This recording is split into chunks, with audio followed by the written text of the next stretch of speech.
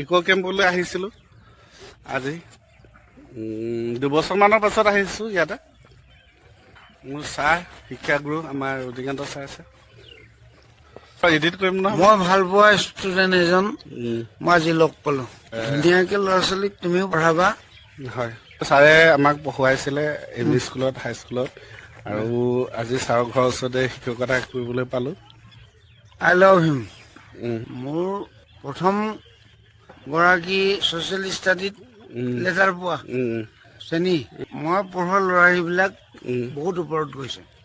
মই 500 মিটাৰত আজি ছাৰৰ ঘৰৰ ওচৰতে চাকৰি মানে শিক্ষকতা কৰিবলৈ চৰকাৰে সুযোগ এটা দিলে। মই কিমান এই সুযোগতে ছাৰৰ ওচৰৰ মানুহখিনিক এতিয়া মই শিক্ষিত কৰিবলৈ চেষ্টা কৰি আছোঁ। ইকো কেম্পলৈ আহিছিলোঁ আজি 2 বছৰমানৰ পাছত আহিছোঁ ইয়াতে। মোৰ ছাৰ শিক্ষাগুৰু আমাৰ অধিকান্ত ছাৰ আছে। বেলেগেও ভিডিঅ' কৰে বুলি ময়ো কৰি চালোঁ। নে কি কৈছা?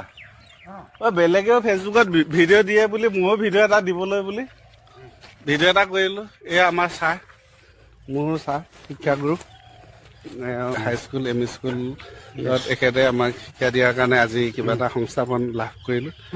এই সুযোগতে ছাৰলৈ বহুত বহুত ধন্যবাদ জনাইছোঁ। ছাৰ কিবা ক'ব নেকি?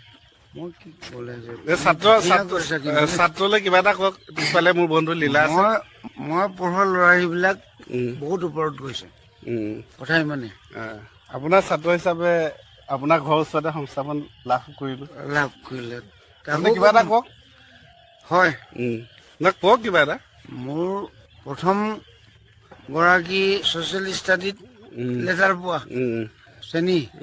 তাৰপাছত বেলেগ এইটো নহয় বা বেলেগ কিবা এটা কওক।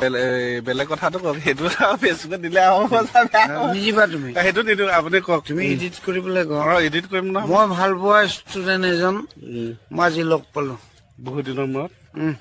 আৰু আই লাভ হিম। ধুনীয়াকে ল'ৰা ছোৱালীক তুমিও পঢ়াবা।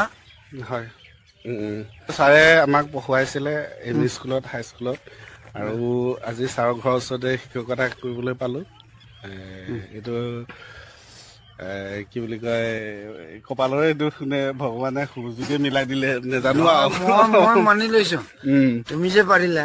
ছাৰৰ ঘৰ মোৰ ঘৰলৈ ছাৰৰ পৰা প্ৰায় 20 কিলোমিটাৰ দূৰত্বত আমাক পঢ়াবলৈ সদায় গৈ আছিলে। কিন্তু আজি মই 500 মিটাৰত আজি ছাৰৰ ঘৰৰ ওচৰতে চাকৰি মানে শিক্ষকতা কৰিবলৈ চৰকাৰে সুযোগ এটা দিলে। মই কিমান এই সুযোগতে ছাৰৰ ওচৰৰ মানুহখিনিক এতিয়া মই শিক্ষিত কৰিবলৈ চেষ্টা কৰি আছোঁ।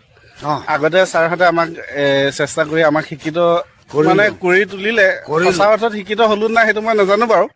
হ'লেও পঢ়ি শুনি ছাৰৰ ঘৰৰ ওচৰতে চাকৰি কৰি আছোঁ আৰু। কৰিছোঁ দেই ছাৰ। ঠিক আছে।